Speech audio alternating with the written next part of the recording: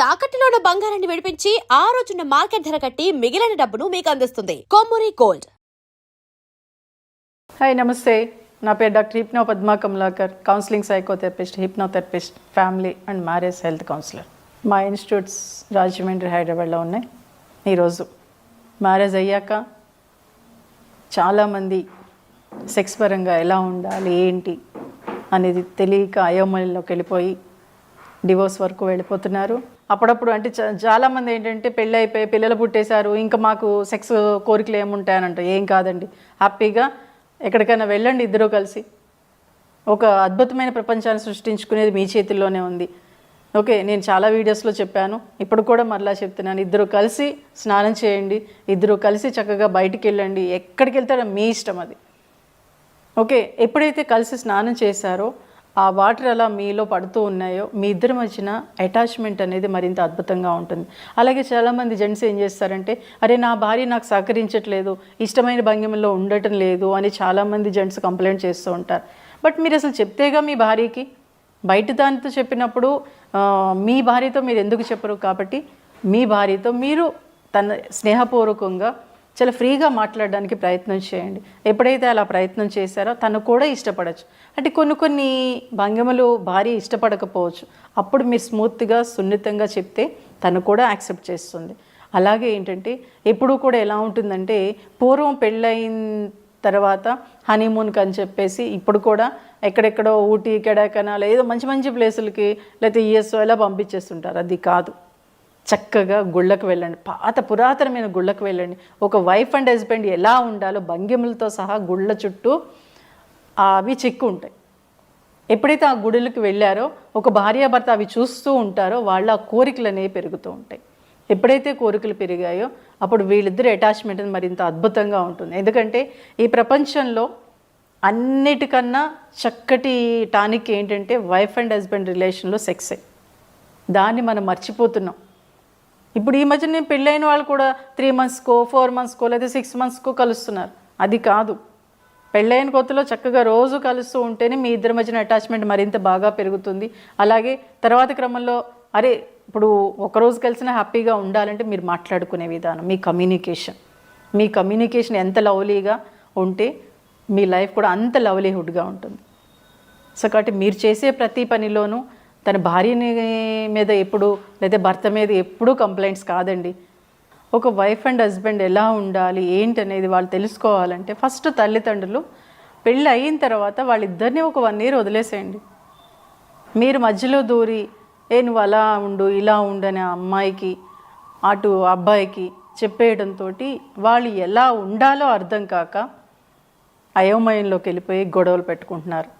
కాబట్టి ఒక 1 or 2 years వరకు తల్లిదండ్రులు వాళ్ళిద్దరిని ఫ్రీగా వదిలేస్తే వాళ్ళు నేర్చుకుంటారు. ఏ గొడవ వచ్చినా ఏమొచ్చినా వాళ్ళకి వాళ్ళు తీర్చుకుంటారు. వాళ్ళు ఏం చిన్నపిల్లలు కాదు, వాళ్ళు జాబ్ చేస్తున్నారు, సంపాదిస్తున్నారు, వాళ్ళకి ఒక స్టేజ్ వచ్చేసింది. బట్ ఇక్కడ తల్లిదండ్రులుగా మీరు ఇన్వాల్వ్ అవ్వద్దు. అలాగే ఒక వైఫ్ అండ్ హస్బెండ్గా మీరు పెళ్లి చేసుకున్నారు కదా, మీరు సినిమాలు చూస్తూ ఉంటారు కదా, ఒక వైఫ్ ఎలా ఉండాలి, ఓకే అమ్మా నాన్నలు చెప్పలేదు అంటే సినిమాలు చూస్తున్న క్రమంలో ఎలా ఉంటే బాగుంటుంది, ఎలా ఉంటే భర్త అర్థం చేసుకుంటాడు, భార్య అర్థం చేసుకుంటుంది అనేది మీకు మీరుగా తెలుసుకోండి.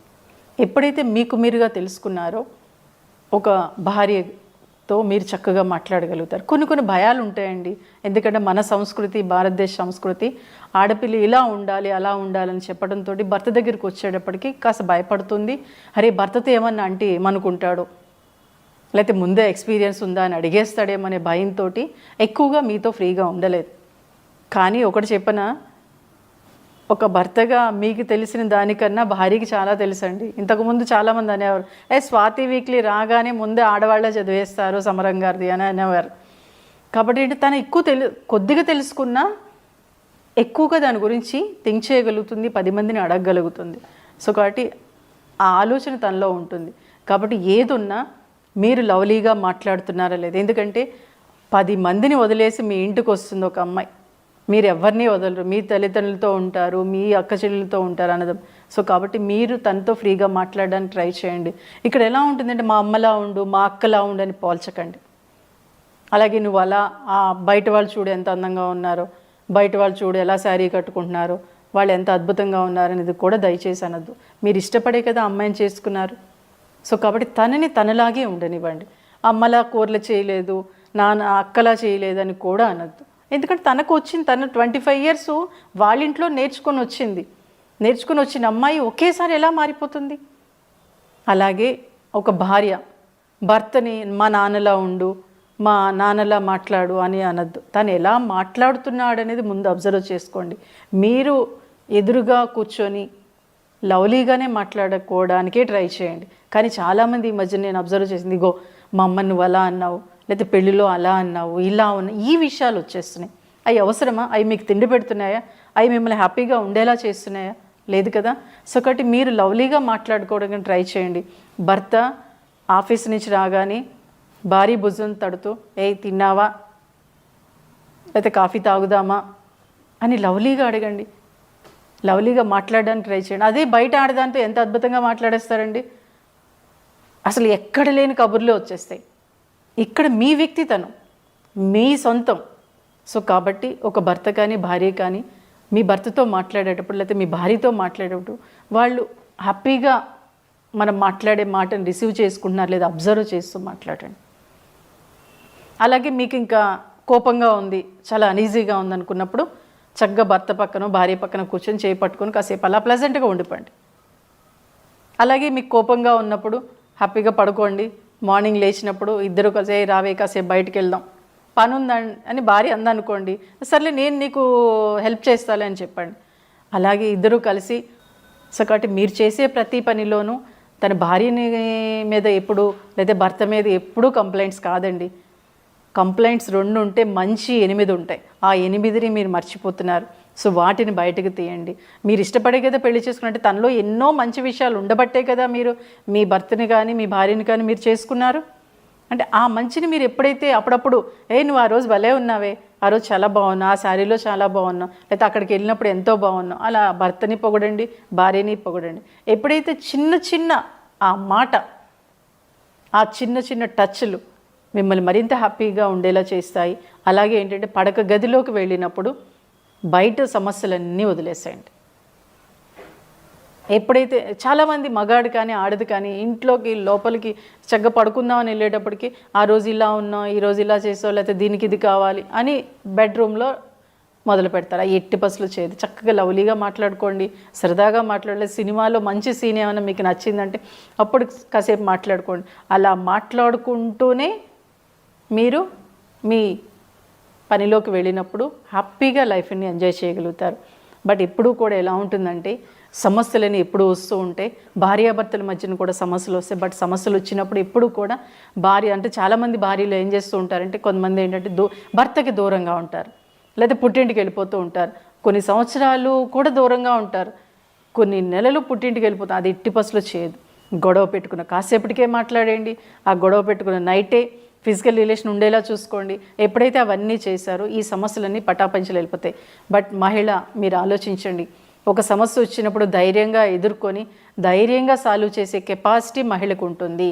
సో కాబట్టి మీ ఫ్యామిలీలో మీ వైఫ్ అండ్ హస్బెండ్ మధ్యన సమస్యలు ఏమైనా వస్తే మీకు మీరుగా సాల్వ్ చేసుకోండి. థర్డ్ పర్సన్ ఎంటర్ అవ్వకండి.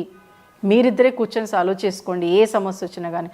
అలా ఎప్పుడైతే సాల్వ్ చేసుకున్నారో మీరు మరింత అద్భుతంగా ఉండగలుగుతారు. ఇంకొకటి కూడా ఉండాలి, మన ఇంటికి ఎన్ని కీస్ ఉంటాయండి? 2 కీస్ కంపల్సరీ ఉంటాయి కదా. ఒకటి భార్య దగ్గర, ఒకటి భర్త దగ్గర ఉంటాయి.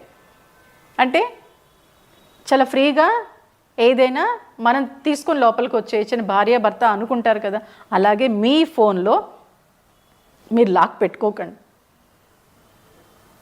ఎందుకు లాక్ పెట్టుకోవాలి? భార్య అయినా సరే భర్త ఫోన్ తీసేలా ఉండాలి, భార్య ఫోన్ భర్త తీసేలా ఉండాలి, భర్త ఫోన్ భార్య తీసేలా ఉండాలి. లాక్ అవసరమా? మీ ఇద్దరి మధ్యన అది ఉంటే మటుకు కొంతకాలం లాక్ లేకపోయినా సరే మీ ఫోన్ ఎవరు ముట్టుకోరు, మీ భర్త కానీ మీ భార్య కానీ. మీ ఇద్దరి మధ్యన రహస్యాలు ఏముంటాయి చెప్పండి? ఓకే, ఎప్పుడోదో ఉందని ఇప్పుడు కూడా ఉండాల్సిన అవసరం లేదు కదా. ఏదైనా ఉన్నా చక్కగా మాట్లాడుకోండి. ఎప్పుడైతే అలా మాట్లాడుకున్నారో, ఎప్పుడైతే లాక్ లేదో మీరు హ్యాపీగా మీ ఫ్యామిలీని లీడ్ చేయగలుగుతారు. శ్రీకృష్ణుడు అంతటి వాడే భార్య ఒకసారి వచ్చి అదే ఫంక్షన్కి వెళ్ళాలి అంటే నాదా ఇన్ని చీరలో ఏ చీర కట్టుకోను అని అంటుంది. అప్పుడు ఏం చేస్తాడంటే ఒక చీర తీసి ఇస్తాడు. పాపం ఎంతో హ్యాపీగా వెళ్ళిపోతుంది రుక్మిణి. వెళ్ళిపోయిన తర్వాత నారదుడు అడుగుతాడు, ఏంటి స్వామి ఆ చీర తీసిచ్చారంటే అది వాళ్ళ నాన్న పెట్టిన చీర అని శ్రీకృష్ణుడు అంతటి వాడే చెప్పాడు. అంటే వాళ్ళ నాన్న పెట్టిన చీర ఇస్తే ఎంత హ్యాపీగా తను ఫీల్ అవుతుంది. అలాగే మీరు కూడా అప్పుడప్పుడే మీ నాన్న చాలా చక్కగా మాట్లాడతాడే, మీ అమ్మ చాలా ఇదిగా ఉంటుంది, మీ తమ్ముడు ఇలా చిన్న చిన్నవి ఒక చిన్న మాట మీరు ఎప్పుడైతే మాట్లాడారో మిమ్మల్ని నెత్తి మీద పెట్టుకొని చూసుకుంటుంది భార్య. సో కాబట్టి ఫిజికల్ రిలేషన్కి ఎప్పుడు దూరంగా ఉండదు భార్యాభర్తలు. అలాగే మీ కమ్యూనికేషన్ సరిగ్గా ఉండేలా చూసుకోండి. మీ టచ్ కూడా అప్పుడప్పుడు చిన్న చిన్న లవ్లీ మాటలు మాట్లాడుకోండి ఎందుకంటే మీరు భార్యాభర్తలు, బయట వాళ్ళు కాదు. మీరు మాట్లాడుకు ఇంకెవరు మాట్లాడతారు? మీ భార్యతో మీరు బాగా మాట్లాడండి, మీ భర్తతో మీరు బాగా మాట్లాడండి. అప్పుడప్పుడు చిన్న చిన్న చిలిపి కోరికలు, ఎందుకంటే కిచెన్లో భార్య ఉన్నప్పుడు వెనక నుంచి భార్యని వాటేసుకుంటేనంటే చాలా హ్యాపీ ఫీల్ అవుతుందంట. మీరందరూ చేస్తారు, మీ భార్యాభర్తలు హ్యాపీగా ఉంటారని ఆశిస్తూ థ్యాంక్ యూ.